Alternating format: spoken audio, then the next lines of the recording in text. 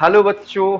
तो चलिए मेरे प्यारे बच्चों, हमारे पास नीट 2025 का एक प्यारा सा क्वेश्चन है आपके पहले चैप्टर यानी कि motion in a straight line यानी कि बच्चों सरल रेखा में गति का। ठीक है बच्चों, तो चलिए क्वेश्चन को करते हैं मेरे प्यारे बच्चों। क्वेश्चन हमारे पास क्या कह रहा है? क्वेश्चन बेटा आपको सामने दिख रहा है। कह रहा है कुछ उपयुक्त इकाइयों में एक गतिमान कण का समय t और स्थिति x संबंध दिया गया है। t बराबर एक्स स्क्वायर प्लस एक्स द्वारा दिया जाता है। कण का त्वरण है, आपसे मेरे प्यारे बच्चों त्वरण पूछा जा रहा है। सिंपल सी बात है, ठीक है। तो यहाँ पे बच्चे थोड़ी सी कंफ्यूजन करते हैं। अगर x का मान t के फॉर्म में दिया रहता है तब तब आपको काम करना थोड़ा सा आसान हो जाता है, लेकिन यहाँ पे t बराबर एक्स स्क्वायर प्लस एक्स दे दिया है तो थोड़ा सा आपको दिमाग लगाना पड़ेगा, लेकिन ऐसा भी नहीं है कि मुश्किल है। चलिए मेरे प्यारे बच्चों करते हैं। ठीक है बेटा, तो ध्यान से देखिएगा, t बराबर एक्स स्क्वायर प्लस एक्स दे रखा है। तो चलिए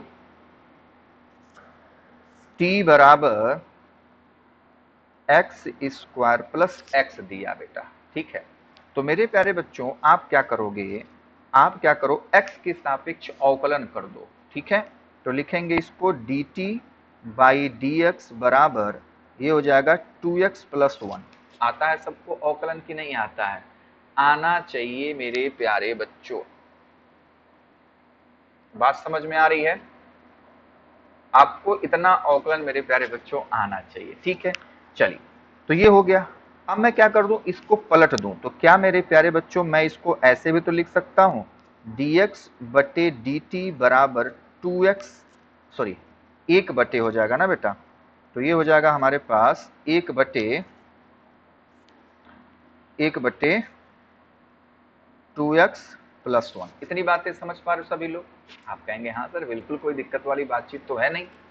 अच्छा, अब बेटा क्या यही वेग है? आप कहेंगे हाँ जी। क्या यही वेग है? आप कहेंगे हाँ जी। तो इसको मेरे प्यारे बच्चों समीकरण नंबर 1 बना लो। ठीक है, इसको हम लोग समीकरण नंबर 1 मान लेते हैं। चलिए जी, अच्छा ही बात है। अब बेटा आपको क्या करना पड़ेगा, अब हमको चाहिए क्या, हमको चाहिए बेटा a। तो थोड़ा सा मैं आपको यहाँ पे समझा दूं। हमको चाहिए बेटा a। तो a बराबर क्या होता है? a बराबर होता है dv बाई dt, ये तो हमने पढ़ा है। ठीक है, तो हमको dv बाई dt चाहिए, लेकिन हमारे पास जो फलन आ रहा है नेक्स्ट लाइन हम लोग क्या लिख सकते हैं, v बराबर 1/2x प्लस 1, इसको लिख सकता हूं। तो हमारे पास v का मान x के टर्म में आ रहा है। ठीक है बच्चे, हमको चाहिए dv बाई dt। तो मेरे प्यारे बच्चों क्यों ना मैं इसको dv बाई dt बनाने के लिए कुछ ऐसा कर दूं कि यहाँ पे मैं गुणा कर दूं किससे, जो हमारे पास है बेटा वो है अपने पास क्या,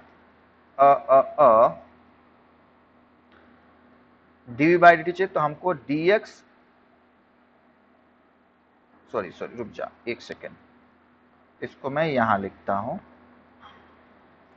हमारे पास हमको ये चाहिए, ठीक है बेटा, हमको ये चाहिए। और हमारे पास है क्या, हमारे पास मेरे प्यारे बच्चों dx बाई dt है। तो अगर मैं dv बाई dt को मेरे प्यारे बच्चों कुछ ऐसा लिखना चाहूं, कैसा कि dv by dx into dt by dx by dt, तो क्या हमारा काम हो जाएगा, यहां से dx से dx कैंसिल हो जाएगा, लेकिन हमारा काम हो जाएगा कि dv बाई dt को हम इस तरीके से लिख पा रहे हैं। तो अब अपना काम क्या है, सबसे पहले हम लोग ये dv बाई dx को कैलकुलेट करेंगे। dx बाई dt तो हमारे पास है। ठीक है बेटा, तो चलिए मेरे प्यारे बच्चों इसको हम लोग कैलकुलेट करते हैं, है ना। चलिए करते हैं मेरे प्यारे बच्चों, ये OR था। चलिए तो हम लोग क्या करेंगे, सबसे पहले dv बाई dx निकालना चाहते हैं। ठीक है, तो मैं इसको ऊपर कर दिया बेटा, और अब हम निकालेंगे dv बाई dx का मान। तो मेरे प्यारे बच्चों मैं क्या करना चाहता हूं, क्या मैं इसको ऐसे लिख दूं तो कोई दिक्कत हो जाएगी, 2x प्लस 1, ऐसे। कैसे सर, हम लोग इसको बेटा जी ऐसे लिख सकते हैं 2x प्लस 1 के पावर माइनस 1। बोल, लिख सकता हूं कि नहीं लिख सकता हूं? आप कहेंगे हाँ सर बिल्कुल लिख सकते हैं सर।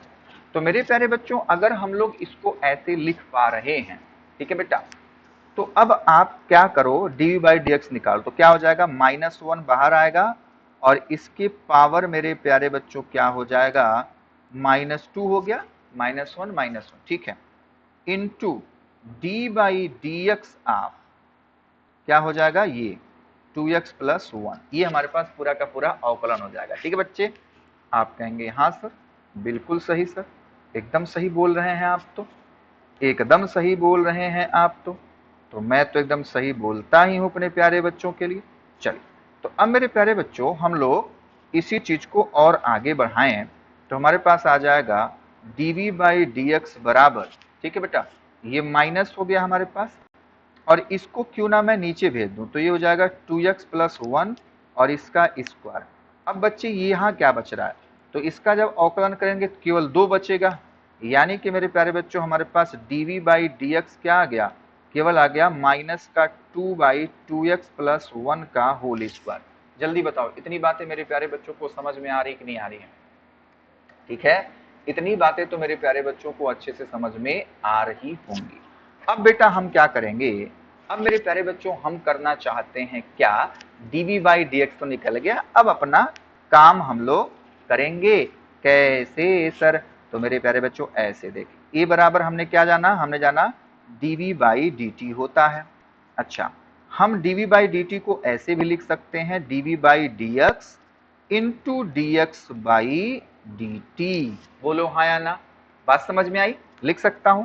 अब जो वैल्यू हमको पता है वो वैल्यू मेरे प्यारे बच्चों हम लोग रख सकते हैं, तो लिखेंगे a बराबर dv बाई dx का मान क्या है, हमारे पास 2/2x + 1 का होल स्क्वायर है, और dx बाई dt का मान मेरे प्यारे बच्चों हमारे पास ऊपर था, dx बाई dt का मान हमारे पास आया था 1/2x + 1, ठीक है बेटा, तो यहाँ पे वही वैल्यू हम लोग रख लेते हैं, 1/2x + 1, ठीक है मेरे प्यारे बच्चों।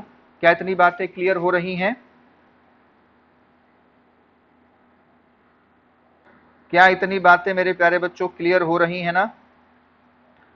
ठीक है, एक सेकेंड बच्चों,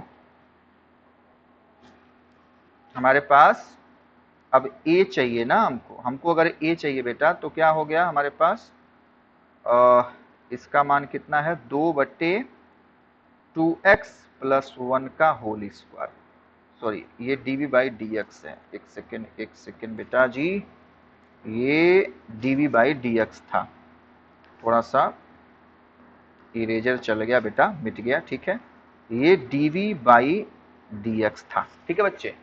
अब हम बच्चे क्या निकालेंगे, अब हम त्वरण को निकालने जा रहे हैं बच्चों, तो अगर हम त्वरण को निकालने जा रहे हैं तो फिर से अपने पास वही कहानी आएगी, क्या सर मेरे प्यारे बच्चों, आएगी कि a बराबर dv बाई dt होता है, और इसको हम dv by dx into dx by dt लिख सकते हैं।